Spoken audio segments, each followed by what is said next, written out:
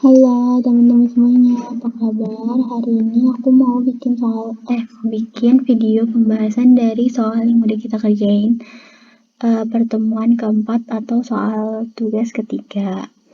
Nah, jadi untuk pembahasan kali ini adalah jurnal umum ya, cukup singkat sih sebenarnya, tugasnya nggak banyak. Jadi di sini udah aku tutupin supaya kita bahas ya bisa satu persatu. Langsung aja nih ya ke soal nomor 1 supaya nggak lama-lama. Di sini Lilia membuka kantor tour and travel yang diberi nama Indonesia Indah Travel pada tanggal 1 Juli 2020.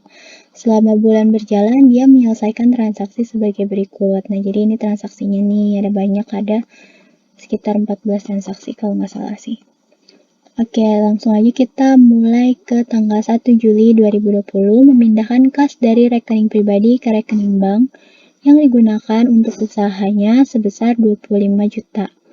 Nah, 25 juta jadi kan si kantor perusahaan ini dia menerima uang kan sebanyak 25 juta. Seperti kata ibunya bilang, kalau harta bertambah itu ditaruhnya di debit dan kalau modalnya bertambah ditaruhnya di kredit. Oke, langsung aja ke sini.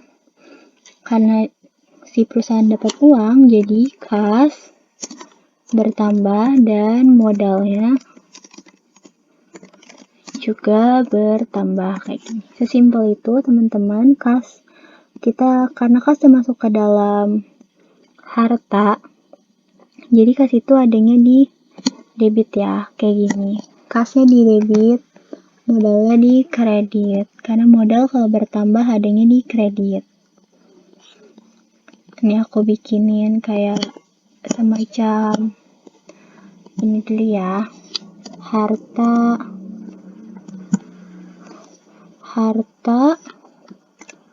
utang, modal, pendapatan, beban. HUMPB, biasanya aku sebutnya HUMPB.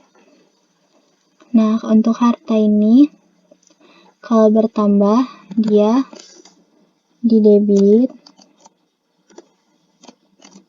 dan beban ini juga kalau bertambah ada di debit. Nah, untuk sisanya yang tengah-tengah ini ya di kredit kalau bertambah kayak gitu. Jadi teman-teman hafalin aja ujung sama ujungnya. Harta bertambah di debit dan beban bertambah di debit. UMP-nya ini, utang modal pendapatan ini, ya kalau bertambah adanya di kredit kayak gitu. Dulu sih aku ngafalinnya kayak gini, HUMPB gitu. Dan sebenarnya masih ada sih kayak yang akun nih ibu yang bilang waktu itu kayak banyak akun tambahan lagi, cuma itu bisa kalian lihat lagi videonya di pembahasan ibunya ya, supaya cepet aja ini videonya biar kalian juga nggak bosan nonton videonya. Jadi langsung ke pembahasan soal. Kita lanjut ke soal tanggal berikutnya, yaitu tanggal 3, membayar sewa kantor dan ruang kerja bulan Juli. Kalau dia membayar, berarti dia mengeluarkan uang kan teman-teman. Kalau mengeluarkan uang, berarti si kas kantornya ini berkurang. Si kas kantornya ini berkurang. Terus, apalagi di sini ya, kira-kira? Oh, ini kayaknya termasuk dalam beban sewa kan? Nah, ini beban sewa karena dia bayar beban gitu. Di sini ada nggak sih akunnya di sini beban sewa? Ternyata ada, berarti kita pakai akun beban sewa yang ada di sini. Bebannya juga bertambah. Jadi kan di sini kita harus balance kan. Kalau misalkan kalian bingung nih, bebannya ditaruh di mana ya gitu. Ya karena kalian harus meletakkannya balance, sementara di sini kasnya berkurang, ya sisanya tinggal beban sewa di debit gitu, karena harus balance gitu. Pokoknya kalau dia membayar beban itu pasti akunnya kayak gini, beban pada kas kayak gitu. Jadi nggak usah bingung-bingung kalau yang namanya bayar beban gitu kan. Padahal kan dia bayar beban, kenapa bebannya bertambah? Ya karena ini harus balance ya teman-teman kayak gitu. Jadi misalnya gak usah pusing-pusing, kok dia kan udah bayar beban tapi kok bebannya bertambah ya. Ya udah daripada kalian pusing mikirin teorinya gimana nih ya, gambaran transaksinya. Ya udah tinggal bebannya di atas karena dia harus balance. Lanjut ke soal berikutnya, ada di nomor berapa nih? Tanggal 5, membeli kendaraan operasional seharga 30 juta dengan membayar tunai 4 juta dan memberikan wesel bayar untuk sisanya.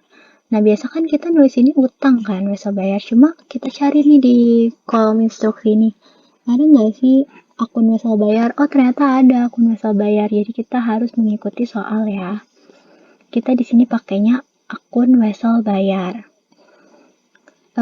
Membeli kendaraan 30 juta, berarti kendaraannya bertambah sebanyak 30 juta dan uang tunainya berkurang 4 juta karena di sini dia udah mengeluarkan uang tunai 4 juta. Terus sisanya memberikan wesel bayar untuk sisanya gitu. Nah, berarti sisanya dari ini semua adalah 26 juta. Jadi di sini akunnya kendaraan bertambah, kas berkurang, dan wesel bayar bertambah. Kayak gini jadinya. Nah, kendaraan 30 juta, wesel bayar 26, kasnya berkurang 4 juta. Ini sama ini masih balance kan? 30, terus atas-atasnya juga kalau dijumlah pasti balance kan? Gak usah dihitung pakai kalkulator, pokoknya ini udah pasti balance gitu. Nah, kita lanjut ke soal berikutnya. Di tanggal 6 ini membeli peralatan kantor secara kredit. Berarti dia sama sekali nggak mengeluarkan uang untuk dapetin peralatan ini. Jadi gimana nih?